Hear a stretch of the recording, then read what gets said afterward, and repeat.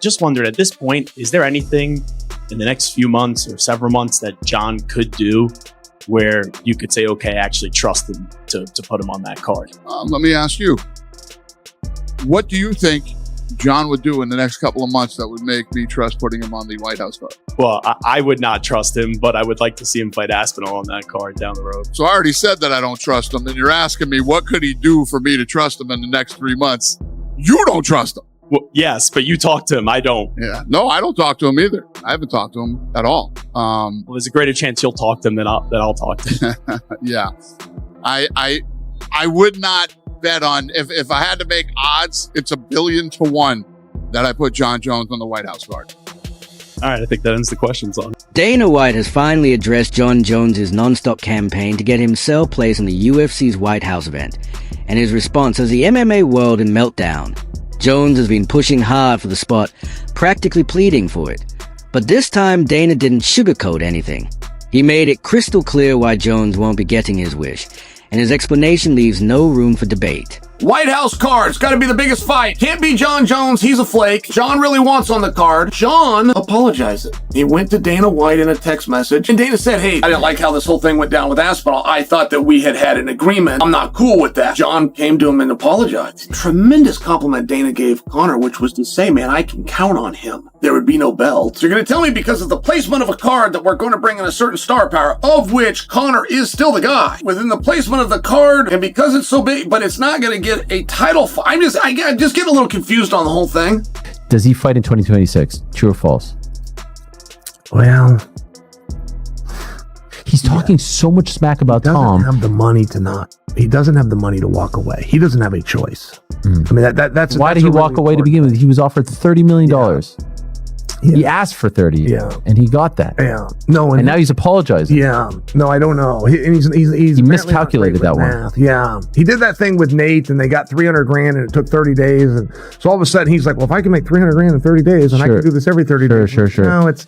I mean, sometimes explaining very basic things it can be tough. But will he fight again? Yes, I believe so, and I think there's some real legs. Look, if you're the UFC, the last thing you want to do is empower a dude that you can't count on, and by the way, it ties back into my theory to whoever's keeping him out of the rankings. Like there's something afoot there. Can't wait to see you compete the White House. Can't wait to see it. I know. I really hope it happens. Dana, bro, please. I'm training. I feel great. I'm healthy. And I'd be so honored to represent our country and do what I do best. Jon Jones had already said yes to the Tom Aspinall matchup.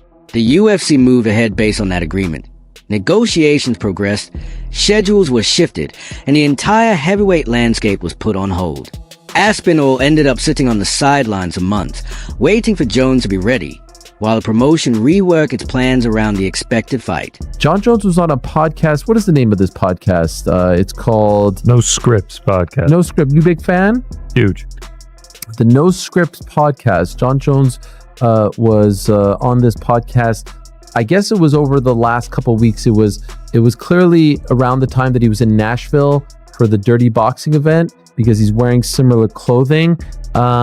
He talked about a few things, and I did want to shine a light on these things. First, let's play him talking about the Dana White situation and how it was all handled, the offer from Tom, and his desire to make amends. Here it is. Take a listen, and then we'll react. I think my most immediate goal is to try to be on the White House card. Okay. And you talking to Dana? How is he feeling? You know, I'm giving Dana his space. You know, Dana has changed my life. Yes, he has changed my life. He's changed my children's lives. Yeah. And I'm forever grateful to him. Okay. And we had a verbal agreement that didn't go over well. Pause right there. A verbal agreement. Remember, there was some reporting by a handsome fellow, I forget his name escapes me, who said on multiple occasions that Jon Jones gave his word to the UFC when they got him the $30 million that he was asking for, and then a couple of days later he reneged. Actually, Chael's version of the story is actually quite accurate. He was feeling himself at the time. He was getting some nice little reality show offers, and he's like, you know what? I don't need this money. I'm getting, a pretty penny to do this stuff. So here he is. Dana confirmed it, if you recall, back in June when they officially moved on. And now here's Jon confirming him. And as I've said multiple times, never came out and refuted it, regardless of what his fans or people may say about me being a quote-unquote Jon Jones hater, which is not the truth. I'm just telling you exactly what happened. He never refuted it. Now here he is confirming it. So I appreciate that. Please continue. Nothing was finalized, but I do admit guilt, not guilt, but I was wrong. You'll make it right at the White House. The way things went down, I was wrong, and I wish that I could see him face to face and just apologize to him, and so that we can let bygones be bygones and get back to making some major money for the sport and really entertaining these fans. He's a businessman, and there's no doubt that you are his favorite fighter of all time. There's the memes of it. He loves you. It's a matter of time. When he's feeling me, I think I'm one of his favorite fighters. Yeah. When he's not feeling me, I'm probably the reason why he has a bald head. I think that host was feeling Jon Jones there. I mean, golly, the glaze. What gave you that impression? Oh, wait till you see the other clips. Forget this one. I mean, D1 glazing. Wait, the Aspinall just a matter of time. The Aspinall clip made me blood red mad. So Jon Jones says he wants to be on there too, and he says he would fight whoever the champion is at that time. But would you be okay with him like coming back and potentially winning that belt again? And you might have to go through. Well, it's not even about him winning the belt. I mean, I felt about him. I can't risk putting him in big positions in a big spot and have something go wrong. Fair enough. Yeah, especially the White House card. If Jon really thinks he's going to fight Alex Pereira, he's getting ready. Yeah. He's at least getting ready in his mind. If Jon really thinks that he's fighting in June, he's already in camp. Big money fight is Alex and Jon Jones at the White House. Yeah. Are you fucking kidding me? Yeah. Catch weight. Make it 225. Alex still is the light heavyweight champion. Make it a catchweight fight. You don't have to be for a title. Make it the bad motherfucker upper edition. You have the BMF belt for 155ers. Who's the real BMF? Yeah. Do you think one of those guys could beat Alex Pereira? You think you get a 155 pounder in there against Alex Pereira? Does Max Holloway survive against Alex Pereira? No, shut the fuck up. Imagine that Jon is preparing. Because Jon has different places to train. He doesn't just train at one place. Yeah. But I could imagine he does a lot of weightlifting too. He got put on a lot of like real muscle mass when he went up to heavyweight. Yeah. I think my most immediate goal is to try to be on the White House card. I'm giving Dana his space. Dana has changed my life. The way things went down, I was wrong. I wish that I could see him face to face and just apologize to him. And when he's feeling me, I think I'm one of his favorite fighters. When he's not feeling me, I'm probably the reason why he has a bald. Every time Jon Jones ramps up the public pressure, another video, another speech about loyalty or legacy, Dana White only digs in deeper. It's become a clear power struggle, the greatest light heavyweight in UFC history versus the sport's most influential promoter. But there's another angle to all of this. Dana openly backed Tom Aspinall during his rise, praising him as part of the new heavyweight era. Then came the IPO controversy and the messy aftermath, and suddenly Dana's support seemed to cool. Meanwhile, Jon sees the moment, taking shots at Aspinall, mocking him online, and framing Dana as a bad guy holding up the division.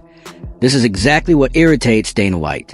From his perspective, Jones is trying to flip the story, portraying himself as a patriotic hero who deserves a White House spotlight, acting as if the UFC owes him that placement.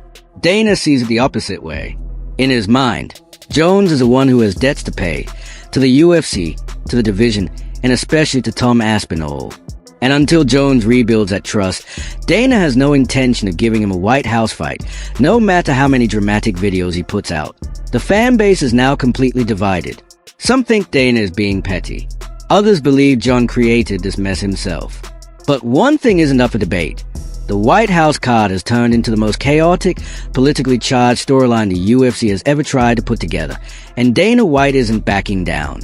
Jon rides into this event on a white horse. The white horse has an eye patch. I'm actually rather proud of Jon Jones. This was awesome. So Jon is taking this shot at Aspinall. It would seem as though he wants to fight Aspinall. The reason that is so poetically beautiful is Jon is working towards getting a fight with Aspinall, the very guy who they've been trying to get him to fight all along. I thought the direction that we were going was Jon Jones versus Alex Pereira. And then I saw Jon Jones ride a white horse into an event with an eye patch. It would be an interesting question to ask Tom. Hey Tom, would you rather fight Ciryl Gane in a rematch, or would you rather fight Jon Jones, who appears to be ready and wanting that fight?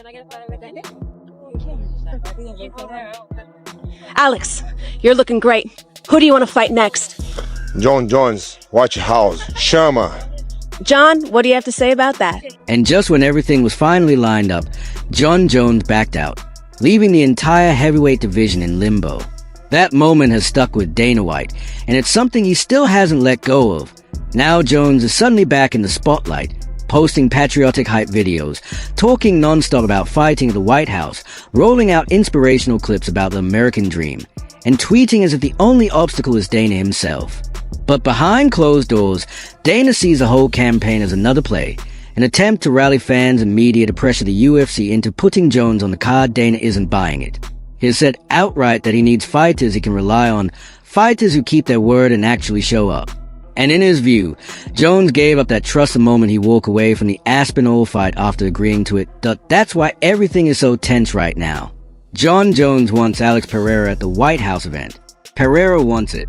Fans want it. The UFC could put it together tomorrow, but Dana White won't take a single step until he believes Jones won't vanish again when it matters most.